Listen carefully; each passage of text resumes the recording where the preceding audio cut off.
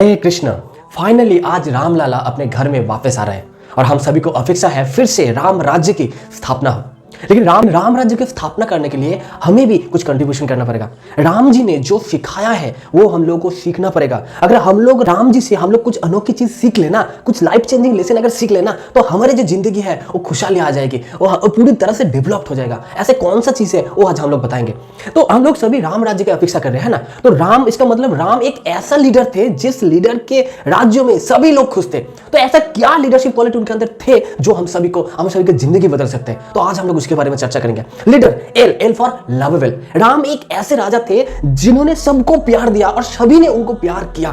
तो प्यार पाने के लिए पहले प्यार करना पड़ेगा। तो लवेबल हम लोग देखेंगे कि राम जी एक ऐसे इंसान थे, उन्होंने कभी किसी को भेदभाव नहीं किया, ऊंच नीच कभी किसी को भेदभाव नहीं किया। भेद सभी के कथा हम सभी को पता है कि उन्होंने अपने झूठा, उन्होंने उच्चिष्ट जो होता है अपने झूठा उन्होंने भगवान को खाने के लिए दिया था और भगवान ने उसको ग्रहण किया था। हालांकि लक्ष्मण जी माना कर रहे थे, हम लोग कभी सोच सकते किसी के झूठा खाने के लिए, लेकिन राम जी स्वयं भगवान है, वो अपने परम भक्त के, उन्हें प्रीति चाहिए, उनको छप्पान भोग नहीं चाहिए, उनको प्रीति चाहिए। और वेब शबरी ने प्रीति पूर्वक अपने झूठा दिया था, तो राम जी ने उस उच्छिष्ट को भी उन्होंने पा लिया था। तो सभी को प्यार देते थे, इसीलिए प्रजा लोग उनको इतना प्यार करते थे। हम लोग शिला प्रभुपाद जी को पता है कि शिला प्रभुपाद जी ने इतना प्रीचिंग किया है। जब विदेशी फॉरेन में शिला प्रभुपाद जी गए थे, अमेरिका में जब शिला प्रभुपाद जी ने गए थे, तो ऐसा कौन सा चीज था जिसके वजह से शिला प्रभुपाद जी सक्सेसफुल इतना प्रीचर हो पाए। इसका एक बहुत ही महत्वपूर्ण कारण है lovable nature, loving in nature, be good for nothing.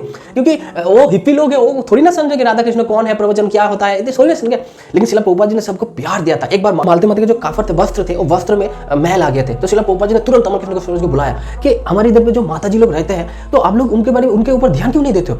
आज से एक अलग से एक फंड तैयार करो, जो फंड माता जी के जितना भी जो भी माता जी आश्रम में रहेंगे, वो माता जी के लिए अलग से वो फंड रहना चाहिए, जाते कि उन लोगों को कोई भी तकलीफ ना हो। शिला प्रभुपाद जी हर एक का ध्यान रखते थे कि किसी भी भक्त को तकलीफ ना हो। उन्होंने फूड फॉर लाइफ किया था कि कोई भी वक्त भूखा ना जाए, कोई भी इंसान, भगवान का कोई भी संतान वो भूखा पेट ना जाए। तो शिला प्रभुपाद जी के लवेबल नेचर ये हम लोगों को सीखना चाहिए। E for effort. नेता वो होता है, लीडर वो होता है, वो ऐसा नहीं कि वो लोग काम करे, सब लोग काम करे, मैं तो लीडर हूं, मैं तो बस देखता हूं। नहीं, राम जी जब युद्ध के दौरान जब सैनिक लोग घायल हो जाते थे, तो रात को राम जी स्वयं सबके पास जाते, तो घायल सैनिक के पास वो स्वयं उन लोगों को मलहम पट्टी करते थे और राम जी को देखते ही उन लोग ठीक हो जाते थे। ये था हमारे राम जी भगवान। ऐसा नहीं कि केयरिंग इन नेचर इस तरह से होना चाहिए कि सबका सेवा करना चाहिए।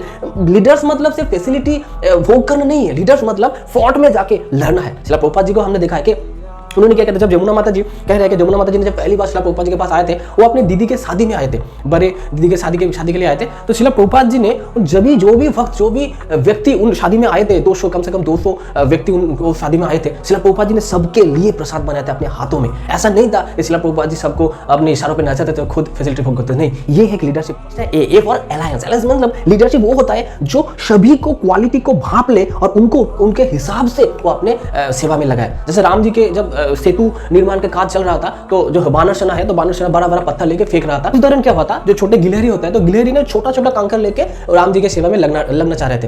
तो वो क्या करते, बानर सेना से लाइन करके जा रहे थे, तो बानर सेना तो गिलहरी तो छोटे हैं, तो पैरों में इधर उधर आ जाता। तो एक बानर सेना ने, अरे तुम्हारे ये छोटे छोटे कंकर से क्या थोड़ी ना सेतु निर्मित होगा, तो एक इस तरह से शॉट मारा, तो गिलहरी जाके पूरा राम जी के पैर में गिर पड़ा। तो राम जी ने उसको उठाया और बोला, देखो कि आप लोग जो बड़े बड़े पत्थर फेंक रहे हो ना, तो पत्थर जब एक दूसरे के साथ ज्वाइन होगा, तो भी छोटे छोटे जो उन लोगों के बीच जब पत्थर एक दूसरे के साथ ज्वाइन होने के बाद भी छोटे छोटे जो छिद्र हो रहा है, ये छोटा छोटा कंकर छिद्र को मिटाने में काम करेंगे, तो उन लोगों को भी आप सेवा में लगाओ। तो राम जी ऐसे थे, किसी को रिजेक्ट नहीं करते थे, और सभी को क्वालिटी को भाप लेते थे और सभी को अपने हिसाब से काम में लगाते थे। जैसे शिला प्रभुपाद जी, एक बार शिला प्रभुपाद जी के टेंपल में दो भक्तों के बीच लड़ाई हो रहा था। एक भक्त डोनेशन कलेक्ट करता था, एक भक्त मैनेजमेंट देखता था। तो आपस में दोनों के बनती नहीं थे। वो बता डोनेशन कलेक्ट करने क्या होगा, क्या हम लोग क्या मांगने की चीज है, क्या हम लोग भीख मांगते रहेंगे। और जो डोनेशन कलेक्ट वो कहते थे मैनेजमेंट से क्या होगा, पहले डोनेशन आना चाहिए, तभी तो तुम मैनेजमेंट कर पाओगे।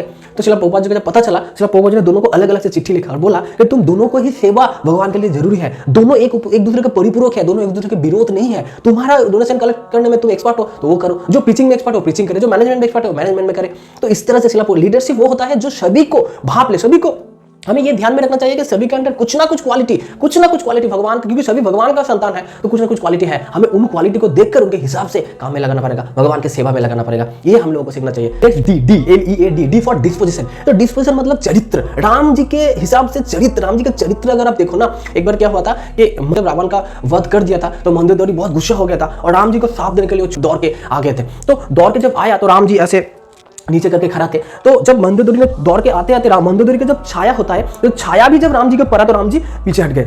तो मंदोदरी देख के मतलब हैरान हो गए कि मेरे पत्नी मेरे जैसे इतना सुंदर स्त्री होने के बाद भी उन्होंने पर स्त्री के प्रति उन्हें आकर्षित हो गया, और राम एक ऐसा मर्यादा पुरुषोत्तम है जिन्हें पर स्त्री का छाया तक वो अपने ऊपर स्पर्श नहीं करने देते। तो कितना कैरेक्टर मतलब राम जी का चरित्र कितना शुद्ध है ना। लक्ष्मण जी का भी अगर आप देखो तो लक्ष्मण जी एक ऐसे व्यक्ति थे जिन्हें कभी भी, जिन्हें 14 साल उन्होंने सोया नहीं सिर्फ राम सीता का सेवा करने के लिए, और खाया भी नहीं। अगर खाने के लिए जाता है तो उस दौरान अगर कुछ हो जाते तो खाना और सोना पूरी तरह से छोड़ दिया था दोनों की सेवा करने के लिए। लेकिन उस दौरान एक पल भी लक्ष्मण जी ने सीता माया का, अपने सीता को मां के जैसा देखते थे, और उन्होंने अपने मुंह, उन्हें पैर के अलावा वो पूरे अंग के ऊपर उन्होंने ध्यान तक नहीं दिया। जब सीता का अपहरण करके ले जाया गया था तो राम जी ने दिखा रहा था, जब सीता ने अपने गहना जो ज्वेलरी है वो ज्वेलरी को फेंकते गया था, तो राम जी ने बोला पता है ये सीता का गले का नेकलेस है, तुम पहचान पा रहे हो? लक्ष्मण जी बोला नहीं, मैं नहीं पहचान पा रहा हूँ। ये सीता का हाथ का चूड़ी है, बाला है, तुम पहचान पा रहे हो? लक्ष्मण जी ने बोला नहीं, मैं तो नहीं पहचान पा रहा हूँ। जब बोला ये सीता का पैर का नूपुर है, तुम इसको पहचान पा रहे हो? तो लक्ष्मण जी ने बोला हाँ, इसको मैं पहचान पा रहा हूँ, क्योंकि लक्ष्मण जी ने हमेशा ध्यान था